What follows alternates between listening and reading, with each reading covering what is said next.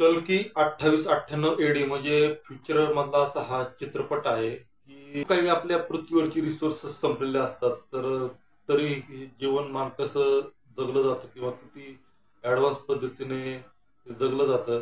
तर असाच असा प्रवास आहे. बाकी चित्रपटातील जे आपले महाभारत जे काही सीन्स आहेत, तर तेवढं पाहूनच जे एनर्जेटिक निर्माण होते. बाकी चित्रपट खूप असा निराश करणाराच मला तर वाटलाय. काय काय चाललंय ना त्या प्लॅटफॉर्मवरती तर काहीच समजत नाही.